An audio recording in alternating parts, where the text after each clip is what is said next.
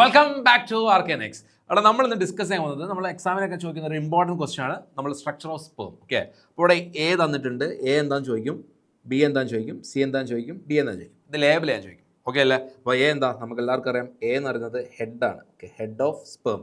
നമുക്ക് എല്ലാവർക്കും അറിയാം സ്പേമിൻ്റെ ഹെഡിൽ എന്തുണ്ടാ, ന്യൂക്ലിയസ് ഉണ്ട് കേട്ടോ. Head contain nucleus. ഓക്കെ, ഹെഡിന് ഒരു ക്യാപ്പ് ലൈക്ക് സ്ട്രക്ചർ ഉണ്ട്. The cap like structure of head, the cap like structure is called head contain a cap like structure is called acrosome. എന്ത് വിളിക്കും? അക്രോസോം. ഓക്കെ, ബി ആണെന്ത്? Acrosome.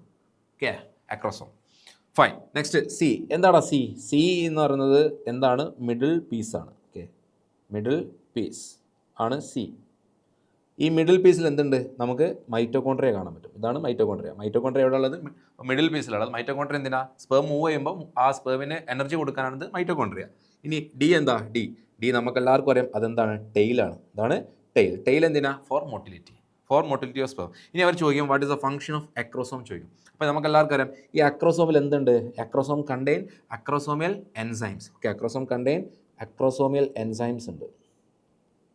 ഈ അക്രോസോമിയൽ enzyme എന്താ ചെയ്യാന്ന് വെച്ച് കഴിഞ്ഞാൽ നമുക്ക് എല്ലാവർക്കും അറിയാം ഈ ഓവം എന്ന് പറയുന്ന സ്ട്രക്ചറിന് ചുറ്റും കുറേ ലെയർ ഉണ്ട്. ഇതാണ് ഓവം എങ്കിൽ ഓവത്തിന് ചുറ്റും എന്തുണ്ട്?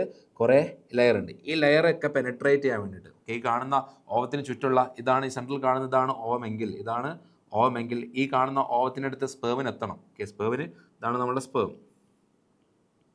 ഓക്കെ, ഈ സ്പേമിന് എത്തണമെങ്കിൽ ഈ സ്പേം എന്ത് ചെയ്യണം? ഈ ലെയറിനെ മൊത്തം എന്ത് ചെയ്യണം? പെനട്രേറ്റ് ചെയ്യണം. ലെയറിനെ മൊത്തം പെനട്രേറ്റ് ചെയ്താൽ മാത്രമേ ഈ ഓവത്തിനടുത്ത് ആർക്ക് എത്താൻ പറ്റുള്ളൂ? സ്പേമിന് എത്താൻ പറ്റുള്ളൂ. ഓക്കെ, സ്പേമിന് ഈ ലെയേഴ്സൊക്കെ പെനട്രേറ്റ് ചെയ്യണമെങ്കിൽ എന്ത് എൻസൈം വേണം? അക്രോസോമിയൽ എൻസൈംസ് വേണം. Okay, acrosomal enzymes helps in the penetration of the layers of ovum. ഇത്രയാണ് നമ്മുടെ ഈ ക്വസ്റ്റ്യൻ.